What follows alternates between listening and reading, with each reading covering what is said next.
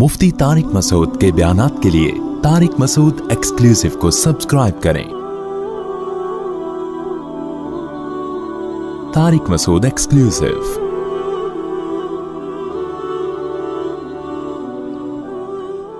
तो देखो, दाई का अजर अल्लाह ने अपने जिम्मे लिया है। नूह अलैहिस्सलाम ने अपनी कौम से कहा, मा असअलुकुम अलैहि मिन अजरिन, मैं तुमसे अजर का मुतालबा नहीं करता। सवाल पैदा होता है फिर क्या, इन अजरिया इल्ला अल्लाह, मेरा अजर किसके जिम्मे है? अल्लाह के। दाई को अल्लाह बहुत देता है। ये रिस्क ऐसी चीज है, इस्तिगना के साथ जब आता है ना तो छप्पड़ फाड़ के आता है। ये आदमी भागता है रिस्क से और रिस्क उसके पीछे भागता है। वो नबी सल्लल्लाहु अलैहि वसल्लम ने फरमाया, जिसने आखिरत को अपना असल हदफ बनाया ना, तो अततहु दुनिया वही रागिमा, दुनिया भी मिलती है लेकिन नाक रगड़ते हुए मिलती है, जलील होके नाक रगड़ रही होती है, कहती कबूल कर ले हमें, लेकिन ऐसे मिलती है दुनिया। और हमने तो उलमा की जिंदगी में देखा है, जिन्होंने रिस्क को लात मारी ना कि दीन को असल हदफ बनाया, रिस्क ऐसा भाग रहा है, ऐसा भाग रहा है उनके कि वो हैरान है कि ये हो क्या रहा है हमारे साथ। ऐसा रिस्क भागता है उसके पीछे, और ये हर दाई के साथ होता है। तो इसमें कारोबार को अलग रखो, बिल्कुल समझ रहे हो। मैं ये नहीं कह रहा कारोबार मत करो, ये तो बेवकूफ़ी हमाकत है, भिखारी बन जाओगे, हर वक्त मुंह से दालें टपकते रहेंगी, यार इधर से कोई जेब में हाथ डाले शायद कुछ हदिया वदिया निकाल रहा हो, ठीक है ना, ये हालत हो जाती है इंसान की। तो इस्तिगना के साथ नबी सल्लल्लाहु अलैहि वसल्लम ने फरमाया कि ईमानदार ताजिर क़यामत के दिन पैगंबरों के साथ होगा। मैं तो ताजिरों को ऐसा मोटिवेट करता हूँ, मैं कहता हूँ तुम्हारी आमदन कितनी है? वो कहते हैं 3 करोड़। मैं कहता हूँ 3 करोड़ में क्या है, 3 करोड़ की आमदन? मैं तो ऐसे मोटिवेट करता हूँ। लोग कहते हैं आप मौलवी हो क्या मैं कह रहे हो? मौलाना तो कहते हैं 3 करोड़, ओ भाई क्या कर रहा है, सारा क्या पैसों में ही लगाया रहेगा? मैं कहता हूं 3 करोड़ को 6 करोड़ बना भाई तू। वो कहते हैं किस किस्म की बातें कर रहे हो? मैं कहता हूं भाई, मुसलमान के मजबूत होने से इस्लाम मजबूत होगा। मुसलमान को तो सहाबा किराम जो मालदार थे, वो आपका क्या ख्याल है, छोटे मोटे मालदार थे? जामे तो रशीद ने एक तहकीक की है कि सहाबा में जो मालदार थे ना, उनके असासे कितने थे? 5-5 अरब रुपए इस जमाने के हिसाब से। उनके पास जो चांदियां थी ना, जिनकी बालियत 5-5 अरब रुपए की बनती है। हजरत उस्मान जो 500 घोड़े अल्लाह की राह में दे रहे हैं, घोड़ा लैंड क्रूजर था उस जमाने में, इसका मतलब 500 घोड़े तो अल्लाह की राह में दिए, बाकी तिजारत तो उनकी चल रही थी वैसे ही। इतने मालदार लोग, उसका इस्लाम को फायदा हुआ कि नहीं हुआ? तो इस्लाम तो तिजारत सिखाता है, इसलिए कि तिजारत में पैसा बहुत है। अल्लाह ने पैसे को अपना फजल कहा है कि जुम्मे की नमाज जब हो जाए तो वब्तगू मिन फज़लिल्लाह, फिर अल्लाह के फजल को तलाश करो, जाओ। समंदर को मुसख्खर किया लितब्तगू मिन फज़लिही, ताकि तुम अल्लाह के फजल को तलाश करो, समंदर में रोजी तलाश करो, कंटेनर आए तुम्हारे, एक्सपोर्ट हो इम्पोर्ट हो। ये जो समंदर में अल्लाह कहता है ना कि मैंने माल रखा है, रिस्क रखा है, इससे मुराद है बिजनेस, क्योंकि समंदरी तिजारत से इन्वेस्टमेंट समंदरी तिजारत में कम होती है, अर्निंग ज्यादा होती है। तो अल्लाह कह रहे हैं मैंने समंदर को मुसख्खर किया, तुम्हारे फरमा बरदार बना दिया, ताकि वसख्खर, वो क्या है, वलहुल जवारिल मुनशआतु फिल बहरि कल अअलाम, पहाड़ों जैसे जहाज समंदर में चलेंगे। क्यों? रिस्क तलाश करने के लिए। तो ये रिस्क कैसे तलाश हो रहा है? कंटेनर में माल जाएगा भी और कंटेनर में माल आएगा भी। तुम्हारे कंटेनरों ने, ये तो समंदर अल्लाह ने हमारे लिए बनाया है, और आप यहाँ गोले गंडे की दुकान खोल के बैठे हुए हो कि जब गोले गंडे से मेरा गुजारा हो रहा है तो मुझे कंटेनर की क्या जरूरत है? देखो, गुजारा के लिए तो 2 वक्त की रोटी काफी है। शुक्र अदा करने के लिए तो ये है कि जिसको 2 वक्त की रोटी भी मिल रही है, नाशुक्री उसके लिए जायज नहीं है। जब भी वो मिले बोले भाई अल्लाह का दिया, मेरे पास बहुत कुछ है, लेकिन कमाए कौम के लिए, मजहब के लिए, इस्लाम के लिए, अल्लाह के लिए, कि ऊपर वाला हाथ नीचे वाले हाथ से बेहतर होता है। जब आपके पास दौलत आएगी, जायज तरीके से, हलाल तरीके से आप खर्च करने वाले बनोगे, सर उठा के जियोगे। अल्लाह को मखलूक के सामने गुलामी पसंद नहीं है कि अभी उससे उधार मांग रहा है, कभी उससे उधार मांग रहा है, पैसे ही नहीं है। हमारे हजरत फरमाया करते थे ना, एक मौलाना साहब से मैंने पूछा आप शादी क्यों नहीं करते? हजरत उनकी नकल उतारते थे। हजरत फरमाते आप इतने बड़े हो गए, आप शादी नहीं कर रहे, मसला क्या है आपके साथ? तो हजरत उनकी नकल उतारते थे कि जब उनसे पूछा जाता कि शादी क्यों नहीं कर रहे, कहते पैसे ही नहीं है। यानी ऐसा, वो हजरत के शागिर्द थे तो कोई हरज नहीं था हजरत के लिए उनका मजाक उड़ाना। तो हजरत को बड़ा गुस्सा आया कि ऐसा स्टाइल क्यों बना रहे हो, पैसे ही नहीं है, यानी ये नाशुक्री वाला स्टाइल है ना ये। کیا کریں پیسے ہی نہیں ہے. تو حضرت کو بہت غصہ آتا تھا ان کے اوپر, نہیں یہ اسٹائل کیوں ہے؟ اسٹائل یہ ہونا چاہیے بھائی اللہ کا دیا بہت کچھ ہے. سوال جب اتنا کچھ ہے تو شادی کیوں نہیں کر رہے؟ بولے بھائی وہ اگلا مہر بہت زیادہ مانگ رہا ہے, آج کل لڑکیوں کے خرچے بہت ہیں, تو اللہ کا دیا تو بہت کچھ ہے لیکن ان کمبختوں کی ہوس کو لگام کون دے؟ یوں کر لو, اللہ پہ نہیں, پیسے ہی نہیں ہے کا مطلب اللہ نے مجھے دیا ہی نہیں ہے. تو بولو پیسہ بہت ہے بھائی, اللہ کا دیا بہت کچھ ہے, حالانکہ کچھ بھی نہ ہو پھر بھی بولو بہت کچھ ہے, اس لیے کہ واقعی بہت کچھ ہے. جہاں آپ کو 2 وقت کی روٹی مل رہی ہے نا, آنکھوں میں بینائی ہے, سننے کی سماعت ہے, بہت کچھ اللہ نے آپ کو دے دیا. اب رونے دھونے کی اجازت نہیں ہے. تو اب آپ کماؤ, زیادہ کماؤ, قوم کے لیے کماؤ. آپ مدرسوں میں خرچ کرو گے, بیوہ عورتوں پہ خرچ کرو گے, یتیموں کی, ایک یتیم کی کفالت نبی نے کیا فرمایا کہ جس نے یتیم کی کفالت کی جنت میں میرے ساتھ ایسے ہوگا. ذهب اہل الدثور بالاجور, صحابہ نبی کے پاس آئے, یا رسول اللہ مالدار لوگ تو اجر میں بڑھ گئے, جتنی نمازیں ہم پڑھتے ہیں وہ بھی پڑھتے ہیں لیکن صدقات و خیرات تو وہ ہم سے زیادہ کر رہے ہیں. اب غریب آدمی احساس کمتری میں جاتا ہے, تو وہ یہ سوچ کے شکر ادا کرے کہ اللہ نے آپ کو دولت نہ دے کے بہت سے فتنوں سے بچا لیا, کیونکہ دولت آنے کے بعد اجر میں آگے کم بڑھنے لوگ, نیکیوں میں کم بڑھتے ہیں, گناہوں میں بڑھنے والے زیادہ ہیں. تو اللہ نے آپ کو اس آزمائش سے بچا لیا, آپ کا حساب بھی ہلکا پھلکا. قیامت میں اللہ پیسوں کا حساب مانگے گا, آپ بولو گے جیب نکال کے دو گے, اللہ میاں کو پیسے ہی نہیں ہے, کس چیز کا حساب لے رہے ہیں؟ اللہ صبح ایک انڈا بمشکل کھا لیا کرتے تھے, وہ بھی بیگم کی صلواتیں سن کے, تو وہ ویسے ہی گناہ اس کے غریب کے معاف ہو چکے ہوں گے. بیگم نے اتنی سنائی ہوگی, اس کا سر گنجا کر دیا ہوگا, کم بخت جب دھیلا نہیں ہے تو مجھ سے شادی کیوں کی تھی. تو وہ غریب تو ویسے ہی لپٹایا کہاں جائے گا جنت میں. تو مالدار کی آزمائش زیادہ ہے. تو جو آزمائش اللہ کی طرف سے ہو وہ تو ٹھیک ہے, اپنی حماقتوں سے جو آزمائش ہوتی ہے پھر وہ صحیح نہیں ہوتی. تو آپ اپنی حماقتوں سے اگر غریب بنے ہوئے ہو تو یہ اللہ کی طرف سے آزمائش نہیں ہے, بلکہ یہ کس کی طرف سے ہے؟ یہ آپ کی اپنی حماقت ہے. تو اپنے طرف سے تو کوشش کرنی چاہیے. خیر بات کو جلدی سے سمیٹ کے ختم کرتا ہوں. تو اللہ نے کیا فرمایا کہ تم اکیلے میں غور کرو, تمہارے ساتھی محمد صلی اللہ علیہ وسلم کے دل میں نہ تو لالچ ہے اور نہ ان کو جنون ہے, یہ ان کے برحق ہونے کی علامت ہے. قوم سے ٹکر لے رہے ہیں, مارے کھا رہے ہیں, پتھر سر سے خون نکلتا ہے تو جوتوں میں جمع ہو جاتا ہے, رشتہ دار سب الگ ہو گئے, چچا کہہ رہے ہیں کہ مجھ پہ اتنا بوجھ مت ڈالو کہ میں برداشت نہ کر سکوں. تو یہ بہت بڑی دلیل ہے آپ صلی اللہ علیہ وسلم کے برحق ہونے کی. تو قرآن کہہ رہے ہیں ام تسألوہم اجرن, اے نبی کیا آپ نے ان سے پیسے مانگے ہیں کہ جو مجھ پر ایمان لائے گا تو مجھے زکاتیں لا کے دیا کرے, مجھے ہدیے لا کے دیا کرے, مجھے اتنے پیسے ہر مہینے دیا کرے, اور جس کی وجہ سے یہ بوجھل ہو گئے ہوں؟ ایسا بھی نہیں ہے. حتیٰ کہ دیکھو ابو طلحہ انصاری رضی اللہ تعالیٰ عنہ آئے نبی کے پاس, بس یہ واقعہ سنا کے بیان ختم کرتا ہوں, کہ یا رسول اللہ قرآن میں اللہ نے آیتیں نازل کر دی, لن تنالوا البر حتی تنفقوا مما تحبون, کہ تم نیکی کی حقیقت تک اس وقت تک نہیں پہنچ سکتے جب تک محبوب چیز اللہ کی راہ میں صدقہ نہ کرو. یعنی اگر نیکی تو کم چیز بھی صدقہ کرنے سے ہوگی, لیکن اگر نیکی کی حقیقت اور تہ تک پہنچنا چاہتے ہو تو ایسی چیز صدقہ کرو جس سے تمہارا دل اٹکا ہوا ہے. محبوب چیز نکالو اللہ کی راہ میں, قربانی دو. دیکھو جس کو دنیا میں جب ایک دوسرے سے محبت ہوتی ہے نا, تو لوگ آپ سے آپ کی پسندیدہ چیز مانگ لیتے ہیں. سیٹنگ میں تو یہ بہت ہوتا ہے, لڑکے بتاتے ہیں, میری اپنی کوئی سیٹنگ نہیں ہے الحمدللہ, کہ سیٹنگ میں یہ بہت ہوتا ہے کہ وہ محبوبہ نے یہ مانگ لیا, اپنی کوئی خاص چیز مانگ لی کہ بھئی یہ گھڑی ہے یا یہ موبائل ہے. اب آپ آزمائش میں آ گئے, اب آپ کو محبت تھی, آپ نے کہا کوئی بات نہیں یہ آئی فون تمہارا ہوا. وہ جوش میں آ جاتی ہے, بھائی یہ ہے محبت. یہ دنیا میں ہوتا ہے, انسان آزماتا ہے. اور یاد رکھو یہ ہمارے ہاں بہت بڑی اللہ کی نعمت ہے کہ اب بھی عورت پہ خرچ کرنے کا جذبہ ہے, پٹانے کے لیے بھی. گوروں میں یہ بھی ختم, گوروں میں عورت کا یہ حق بھی ختم ہو گیا کہ انگریز عورت کو پٹانے کے لیے اس پہ خرچ نہیں کرتا, دونوں ایک دوسرے کو اپنے خرچے پہ پٹا رہے ہوتے ہیں. یعنی گرل فرینڈ بھی بوائے فرینڈ کا خرچہ اٹھا رہی ہوتی ہے آدھا آدھا. کم بخت کی سیٹنگ چل رہی ہے گرل فرینڈ سے, برگر بھی وہ اپنے خرچے پہ کھائے گی بیٹھ کے.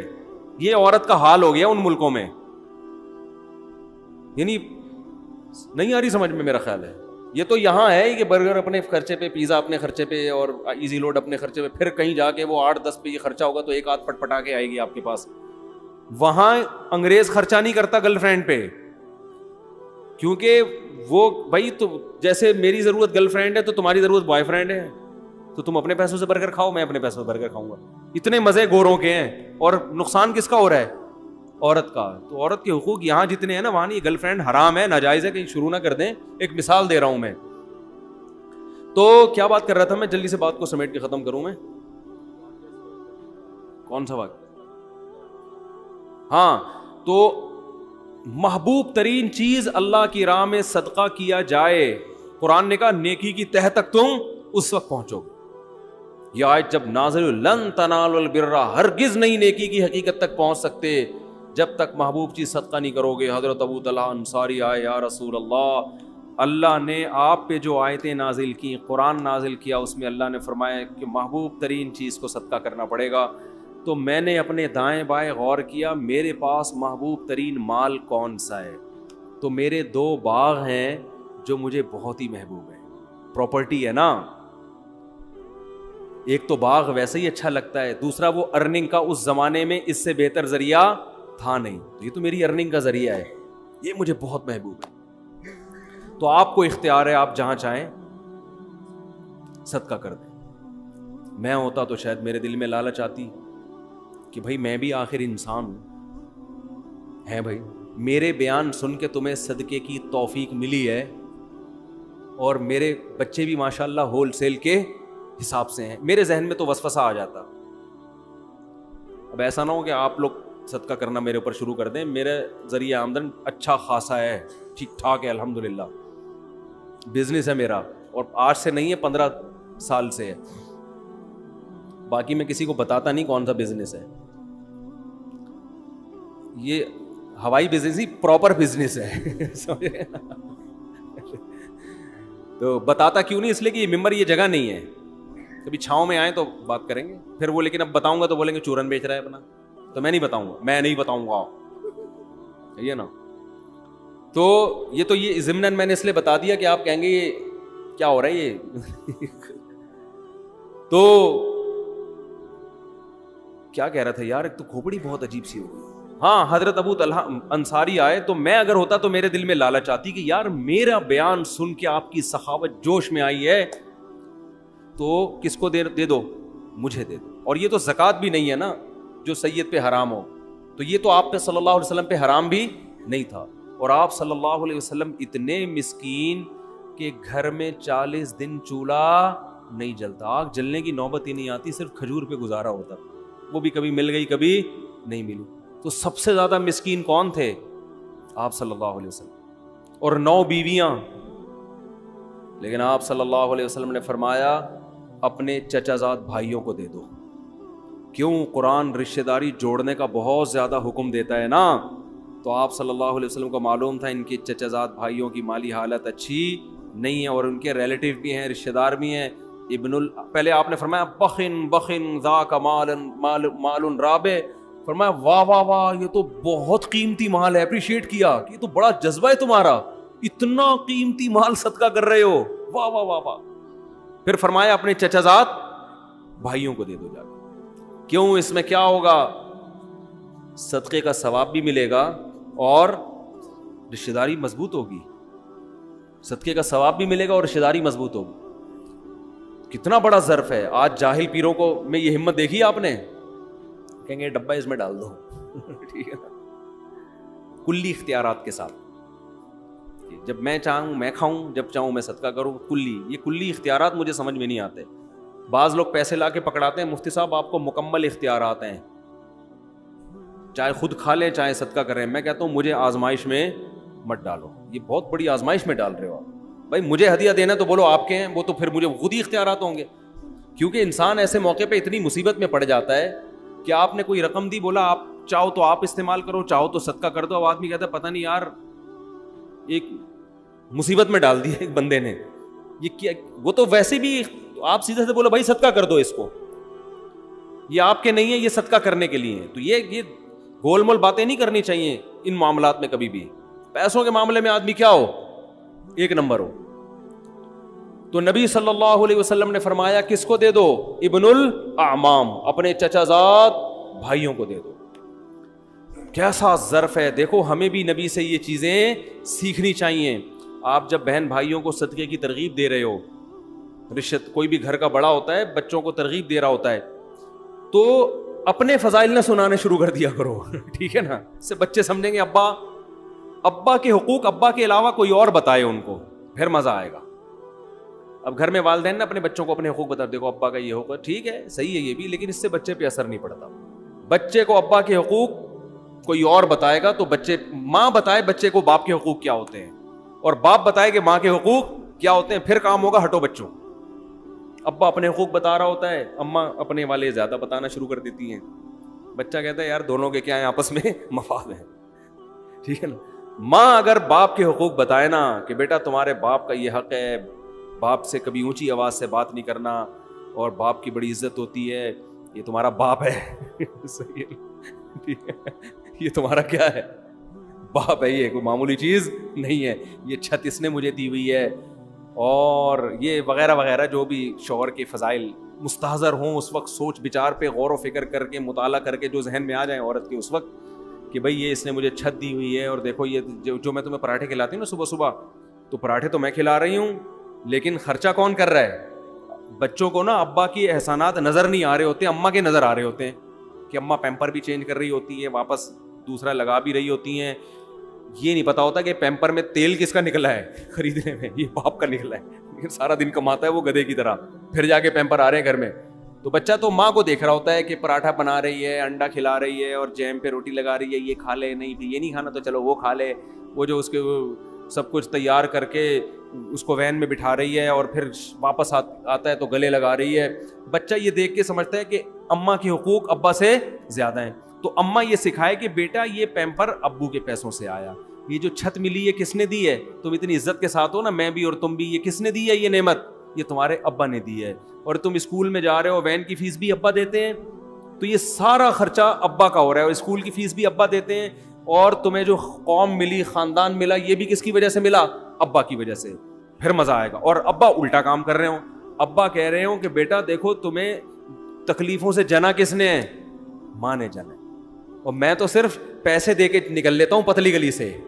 یہ جو صبح اٹھے پراٹھے بناتی ہے بیچاری, کچن کے سامنے آگ میں کھڑی ہوتی ہے اتنی دیر, اور بار بار پیمپر چیک کرتی ہے رپورٹ کیسی ہے, یہی کام آج کل رہ گیا ہے نا. خراب رپورٹ ہے تو چینج کر دو, ورنہ وہی لگا رہنے دو. ٹھیک ہے نا. تو وہ بچوں کی ہگائی متائی کا کام تو پیمپروں نے اپنے ذمہ لے لیا ہے. تو یہ جو چیک کرتی ہے, میرے اندر تو یہ ہمت نہیں ہے. تمہیں گود سے لگایا, تمہیں اپنی چھاتی سے دودھ پلایا, تمہیں تکلیفوں سے اٹھایا, تو باپ ماں کے فضائل سنا رہا ہو.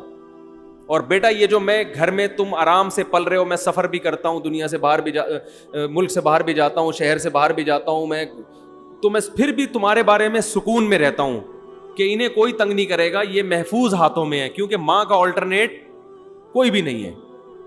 تو میں جو اتنی بے فکری سے تھڑے پہ بیٹھ کے گپے لگا رہا ہوتا ہوں نا دوستوں کے ساتھ, مجھے پتا ہے بچے گھر میں صحیح پل رہے ہیں, ماں کے علاوہ کسی اور گود میں ہوتے پتہ نہیں کیا کر رہی ہے, زہر کھلا دے کہ مارنا دیتی کہیں. وہ سامنے تو بڑی اچھی بنی ہوتی ہے ماشاءاللہ, میرا لال باپ کے جاتے ہی بولے کم بخت. ایک آدمی نے شادی کی, سوتیلے بیٹا ملا نا اس کو, تو مجھے وہ کہہ رہا ہے یار یہ سوتیلا بیٹا جو ہے نا مجھے ایک آنکھ نہیں بھا رہا ہے. ٹھیک ہے نا, ان کا مزاج بھی ہے, کہہ رہے یار یہ مجھے ایک آنکھ نہیں بھا رہا ہے یہ. تو میں نے کہا کیا خرابی, کہہ رہے یار یہ مجھے پتہ نہیں اپنے بچوں میں بالکل بھی اچھا نہیں لگ رہا ہے. تو ظاہر ہے جو سچی مچی کی ماں ہوتی ہے, سچی مچی کا باپ ہوتا ہے, اس کو جو اپنے بچے اچھے لگتے ہیں وہ دوسروں کے اچھے نہیں لگتے. تو باپ کو چاہیے بچوں کو بتائے کہ دیکھو تمہاری ماں نے جو تمہیں گود میں سکون ملا ہے نا, اور میں بھی جو تمہاری طرف سے تسلی میں ہوں, کیونکہ مجھے پتا ہے کہ تمہاری ماں تمہیں پال رہی ہے, کوئی اور عورت ہوتی تو مجھے بھی تسلی نہ ہوتی. تو دونوں ایک دوسرے کے فضائل سنائیں گے تو کام چلے گا. وہ ادھر اپنی طرف گھسیٹ رہا ہے, وہ ادھر اپنی طرف, کہ ماں کی باتوں میں نہیں آنا, بتا دو نا, یہ تو میں اس کی باتوں میں آ گیا تھا تو شادی ہو گئی میری اس سے, اب تم نہیں آنا, تمہاری ماں الٹی باتیں بتائے گی بیٹا تمہیں. اور ماں یہ کہہ رہی ہوتی ہے دیکھو تمہارے ابا نے تو مجھے کبھی سکون دیا نہیں ہے, اس کی باتوں میں مت آنا. تو اس سے بچہ کسی کا بھی نہیں بنتا, یہ بتا دو, نہ باپ کا رہتا ہے نہ ماں کا رہتا ہے. تو کہاں سے کہاں بات چلی گئی, تو خلاصہ یہ نکلا اس پوری بحث کا کہ ہمارے نبی کی دعوت میں کیا تھا؟ اخلاص. اور یہ جب تک لوگوں کی جیب پہ لالچ ہوگی نا، نظر ہوگی، یہ چیز پیدا نہیں ہوگی. گھما پھرا کے لے آؤ گے کہیں نہ کہیں سے چورن چٹنی کی طرف، ٹھیک ہے نا. ایک دم مایوس کر دو لوگوں سے اپنے آپ، ایک دم کیا کر دو؟ مایوس. کہ بھائی کوئی کروڑ پتی بھی ہے تو میری بلا سے، میرے لیے نہیں ہے وہ، میں وہی ہے جو میری جیب میں ہے. میں نے ایک بیان کیا تھا، وہ بڑا اچھا کلپ چلا ہے، بہت میں نے خود بھی سنا تو بڑا اچھا لگا، مجھے مزہ آیا. کہ آپ کے سامنے لوگ اپنی دولت بتاتے ہوئے ڈرے نہیں، اپنے آپ کو ایسا بناؤ. کوئی آ کے آپ کو کہتا ہے نا میری کروڑوں روپے کی آمدن ہے، ڈرتا ہے، بتاتا نہیں ہے، اس کو پتا ہے قرضہ مانگے، کل اس کے پہ حالات آئیں گے، مجھے اسے فون کرے گا پیسے چاہیے. تو اپنے آپ کو ایسا بنا دو کہ لوگ آپ کے سامنے آ کے اپنے دل کی بات رکھیں کہ میری اصل ایکچوئل آمدن اتنی ہے، اور اس کو یہ امید ہو کہ میرے بتانے سے ان کی صحت پہ کوئی فرق نہیں پڑے گا. ایسا نہیں ہوگا کہ حالات آئے تو مجھے فون کرے. میں بہت نالائق ہوں، لیکن اللہ کا فضل ہے، بڑے بڑے تاجر مجھے اپنی آمدن بتاتے ہوئے جھجکتے نہیں ہیں. ان کو پتا ہے مولوی صاحب کبھی فون کر کے چندہ نہیں مانگے. ہاں کوئی بہت کسی سے قریبی تعلق ہو تو وہ تو انسان مانگ سکتا ہے اس سے، اور یہ اس کی علامت ہے کہ مانگتے ہوئے آپ کو اگر عزت ہے اور شرم نہیں آ رہی عزت بھی ہو بجے، تو یہ بے تکلفی کی علامت ہے. جیسے دوست جاتے ہیں نا کہ یار میرا نہاری کے پیسے تو دے یار، تو بے تکلفی کی تو ایک اس کا تو اصول ہی الگ ہے نا. کسی سے اتنی گہری دوستی ہو، بے تکلفی ہو، اس سے مانگنے میں تو کوئی حرج نہیں ہے، کیونکہ وہ بھی مانگ لے گا آپ سے، آپ بھی مانگ لو گے اس سے، یا ویسے ہی اس سے تعلق اتنا ہے اور آپ کو بھی پتا ہے منع بھی کر دے گا. تو وہ تو ریلیٹیو اپنے خاص ہوتے ہیں، وہ انسان کو پتہ چل جاتا ہے. لیکن نارمل ایسا نہیں ہونا چاہیے. کوئی بھی آ کے جتنی بھی آمدن ہے بھائی آپ کی بلا سے، اپنے آپ کو ایسا بناؤ اس سے رزق تھوڑا دیر سے ملے گا لیکن ملے گا چھپڑ پھاڑ کے. اور جو لالچ ہے نا، ادھر سے نکال لوں، ادھر سے لے لوں، ادھر سے لے لوں، اس سے فوری طور پہ تو کچھ مل جاتا ہے لیکن ہمیشہ کے لیے انسان محروم ہو جاتا ہے. لوگ سمجھ جاتے ہیں کہ یہ لالچی آدمی ہے، اس سے چھپاؤ، بھاگو، پھر قرضہ مانگو، فون نہیں اٹھاؤ اس کا. سمجھتے ہو گے نہیں سمجھتے؟ خدا کی قسم سر اٹھا کے عزت کے ساتھ جینے میں جو مزہ ہے نا، ایسا خاندانی مزہ ہے جو کباب پراٹھوں میں وہ مزہ نہیں ہے. ایک واقعہ سنا دوں تاکہ بیان کمپلیٹ ہو جائے. ہمارے حضرت ایک واقعہ بہت سنایا کرتے تھے، ہمیں بڑا اچھا لگتا تھا یہ واقعہ. پرانے وقتوں کی بات ہے، جب بادشاہی حکومت ہوا کرتی تھی، تو ہندوستان سے جو ہے نا کوئی شخص چلا گیا کسی عرب کنٹری میں. اس وقت سعودی عرب نہیں تھا، عرب ارض حجاز کہا جاتا تھا. عرب لوگ بڑے سخی ہوتے ہیں. تو یہ چلا گیا بے یار و مددگار، تو وہاں کسی شہزادے نے اس کا بڑا اکرام کیا کہ بھئی ہندوستان سے آیا ہے، مسافر ہے، تو بڑا اکرام کیا اس کا. اس کو بڑی خوشی یار کہ عرب شہزادہ میرا اکرام کر رہا ہے. تو اس نے کہا کہ کبھی ہندوستان آؤ اور تمہیں کوئی ضرورت ہو تو میرے گھر پہ آنا. شہزادے نے کہا مجھے کیا ضرورت، میں شہزادہ آدمی، میں تو فقیر غریب آدمی ہے، تو میں نے تیری مدد کر لی، ویسے ہی مجھے کوئی تیرے سے مدد نہیں. وہ فقیر تھا بیچارہ، غریب تھا نا. تو پھر بھی اس فقیر نے کہہ دیا کہ یار حالات کا کچھ پتہ نہیں ہوتا، کبھی آنا ہو تو یہ میرے ایڈریس سے آ جانا. تم شہزادے ہو لیکن جو ہے کبھی کبھی ضرورت پڑ جائے. اللہ کی قدرت کی بغاوت ہوئی، اس حکومت کا خاتمہ، اور ظاہر ہے پھر تو شہزادے قتل ہوتے ہیں. تو یہ بھاگا، اب وہ عرب کی زمین چھوڑ کے بھاگا. تو اس کو خیال آیا کہ میرا ایک ہندوستان میں دوست تھا، تو اس نے یہ مجھے ایڈریس دیا تھا. اچھا، اس شہزادے نے اس کو کہا تھا کہ ہم شہزادے لوگ ہیں، ہم کسی کے سامنے ہاتھ نہیں پھیلاتے، ہمارا اسٹائل ہی یہی ہے. شہزادے، ہم شہزادے لوگ ہیں، ہاتھ نہیں پھیلاتے ہم کسی کے سامنے، چاہے کتنی ضرورت ہو. اب اس کو پڑ گئی ضرورت. اس نے کہا یار اس نے بڑے واسطے دیے تھے کہ میرے پاس ضرور آنا، بڑی خوشی ہوگی، تو چلو یار چلتے ہیں. یہ سمجھا بے تکلف دوست ہے.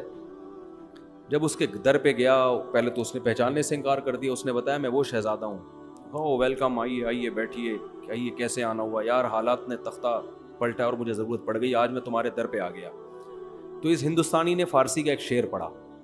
اس شعر کا مفہوم یہ ہے کہ حاجت اور ضرورت بڑے بڑے شیروں کو پتہ نہیں گیدڑ بنا دیتی ہے یا لومڑی بنا دیتی ہے. بڑے بڑے شیروں کو کیا کر دیتی ہے؟ گیدڑ یا فقیر بنا دیتی ہے. کچھ ایسا اس نے شعر پڑھا جس میں توہین کا تھوڑا سا عنصر تھا کہ دیکھو تو اتنا بڑا شہزادہ تھا، لیکن ضرورت جب پڑتی ہے نا، بھوک لگتی ہے، تو بڑے بڑے شہزادے بھی کیا بن جاتے ہیں؟ فقیر. یہ بڑا نالائق تھا، اس نے یہ ایسے موقع پہ کہنے کا تھا نہیں شعر. یہ تھا تو خون میں تو شہزادہ تھا نا, بلڈ تو وہی تھا. اس نے کہا کہ شیر ہمیشہ شیر رہتا ہے, کیسی ہی حاجت ہو شیر کبھی گیدڑ اور لومڑی نہیں بنتا, اور شیر ایسی حاجتوں پہ 100 جوتے مارتا ہے جو حاجت اس کو فقیر بنا دے. اور کہا میں تجھ سے ایک دھیلا نہیں لوں گا, بھوکا مر جاؤں گا. اب وہ ہندوستانی, ارے بھائی میں نے ویسے ہی کہہ دیا تھا بھائی معاف کر دے. اس نے کہا نہیں, میں خدا کی قسم بھوکا مر جاؤں گا تجھے یہ بتانے کے لیے کہ شیر ہمیشہ شیر رہتا ہے. وہ 100 حاجتوں پہ, وہ ایک حاجت پہ 100 جوتے مارتا ہے, ٹھیک ہے نا, لیکن وہ کسی کے در کا بھیکاری نہیں بنتا. تو ہمارے حضرت یہ شعر پڑھتے تھے, فارسی کا شعر ہے تو نہ ہماری سمجھ میں آتا تھا نہ آپ کی آئے گا, تو اردو میں مفہوم سمجھ میں آتا تھا کہ ہم 100 جوتے مارتے ہیں. تو حضرت فرماتے تھے کہ وہ شہزادہ فقیر تو بن گیا مگر اسٹائل کون سا تھا, شہزادوں والا. تو یہ شہزادہ بننا ہر ایک کے اختیار میں ہے. بات آ رہی ہے سمجھ میں؟ ایک شہزادہ وہ ہوتا ہے جو حکومت ملتی ہے اور بڑا پیسہ مل جاتا ہے, یہ ہر ایک کے اختیار میں نہیں ہے, کوشش ہے بنتا نہیں ہے. لیکن یہ شہزادگی جو ہے نا کہ اسٹائل کیسا ہو, شہزادوں والا, سر اٹھا کے جیتا ہو, یہ رکشے والے بھی کر سکتے ہیں, ٹماٹر والے بھی کر سکتے ہیں. بھائی ہم حاجتوں پہ 100 کوڑے لگاتے ہیں, کسی کے سامنے زبان ٹیڑھی, ایسے رہو. دیکھو یہ ہمارے جو بڑے بڑے حکومتی اہلکار ہیں نا, ارب پتی ہیں کہ نہیں ہیں, پھر بھی بہت سے ان میں بھکاری ہے یا نہیں ہے؟ کیا عزت ہے یار ان کی, وہ ادھر سے 5 ارب کھا گیا, ادھر سے اتنے روپے کھا گیا, ادھر سے اتنے کھا گیا, ادھر اتنے کیس چل رہے ہیں, عدالت میں جا رہا ہے, کبھی بھاگ رہا ہے وہاں سے, کبھی اندر ہو رہا ہے, کبھی باہر آ رہا ہے. لوگ صبح و شام لعنت, اتنا پیسہ ہو کے بھی صبح و شام لعنتیں پڑ رہی ہیں. اسٹیل مل کھا گیا, ایک PIA کھا گیا, ایک یہ کھا گیا, ایک ریلوے کو کھا گیا. کیا عزت ہے ان لوگوں کی, بھکاری ہے یہ. اس سے وہ موچی اچھا ہے جو جوتے گانٹھ رہے لوگوں کے اور کسی کے سامنے ہاتھ نہیں پھیلا. اللہ کی نظر میں یہ شہزادہ ہے. تو یاد رکھو, کسی کے سامنے ہاتھ پھیلانا یہ معمولی بات نہیں ہے, یہ اپنی عزت کا جنازہ نکالنا ہے. اللہ سے دعا مانگا کرو, اللہ کسی آزمائش میں نہ لے کر آئے, اللہ اتنا دے کہ ہمیں ضرورت نہ پڑے. لیکن یہ بھی دعا مانگو, اے اللہ اگر کبھی خدا نہ خواستہ آزمائش مقدر ہے تو ہمیں کسی کے سامنے ہاتھ پھیلانے والا نہ بنا, ہاتھ نہ پھیلائے, سر اٹھا کے جیے, دھیلا نہ ہو, لیکن اسٹائل ایسا ہو جیسے آپ سے بڑا سیٹ دنیا میں کوئی ہے ہی نہیں. ہمارے حضرت بہت غریب تھے 60 سال کی عمر تک. فرماتے ہیں کہ میرے پاس لاہور اپنے شیخ کی زیارت کے لیے ٹرین کا کرایہ نہیں ہوتا تھا, لیکن میں جیتا ایسے تھا, لوگ قرضے مانگتے تھے مجھ سے آ کے, سمجھتے تو بہت بڑے سیٹ ہیں یہ. اور حضرت بھی دیتے نہیں تھے, کیونکہ جس کو دیا واپس نہیں دیا اس نے. حضرت فرماتے تھے اس زمانے میں جو کسی کو قرضہ دے دے وہ احمق, اور جو لے کے واپس کر دے وہ اس سے بڑا بے وقوف. جو قرضہ دے دے وہ بھی بے وقوف, اور جو لے کے واپس کر دے وہ اس سے بڑا بے وقوف. اب اس کا ایک مطلب ہے, لوگ کہتے ہیں یہ قرضہ دینا تو واجب ہے, اس کو ڈبل بے وقوف کیوں کہہ دیا؟ ڈبل بے وقوف اس لیے کیا کہ اس کو پتا تھا میں نہیں دیتا تو کیا بگاڑ لیتا, پھر بھی دے دیا. بے وقوف ہے یا نہیں ہے؟ تو ایسا استغنا, تو انسان کسی کی جیب پہ نظر نہ رکھے. بھائی اپنا کھائیں گے, اپنا بھوکے مر جائیں گے تو کیا ہو گیا یار, مرتا ورتا کوئی نہیں ہے. اللہ ایسا کھلاتا ہے نا غیب سے, زبردستی لوگ ٹھوس ٹھوس کے جائیں گے آپ کے منہ میں. اب دیکھو ہم جب مولوی بننے کے لیے آئے تو ہمیں تو لوگ تانا دیتے تھے, کھاؤ گے کہاں سے, اتنے تانے ملتے تھے, اتنے تانے. اب ٹھونس رہے ہیں مفتی صاحب گرل فش, دال چاول, مسالے والی بریانی, اور ہم جاتے بھی ہیں تو دھونے والے کھا کے. بھائی پیٹ ہے, لالو کھیت تھوڑی ہے کہ اتنا گنجائش تھوڑی ہے اس میں. اللہ ٹھونستا ہے, کھلائے گا, برس پیچھے بھاگے گا آپ کے. تو بہت بڑی نعمت ہے. میں تو یہ باتیں کر رہا ہوں, میرے اندر بھی وہ استغنا نہیں ہے. میں اس لیے باتیں کر رہا ہوں کہ میرے اندر پیدا ہو جائے. آپ سمجھے مفتی صاحب تو پتہ نہیں کتنے زبردست استغنا کے ساتھ جیتے ہوں گے. ہم بھی باتیں کر رہے ہیں, باتیں کرنے پر گورنمنٹ کی طرف سے کوئی پابندی نہیں ہے, عمل بڑا مشکل کام ہے. تو میں بھی اس لیے کہہ رہا ہوں تاکہ میرا بھی استحضار ہو جائے. تو عزت کا, اور خاص طور پر دیندار آدمی, داڑھی والے, نمازی, ان کو تو بہت عزت نفس کا خیال کرنا چاہیے, بہت زیادہ خیال کرنا چاہیے عزت نفس کا, کہ عزت پہ آنچ نہ آئے.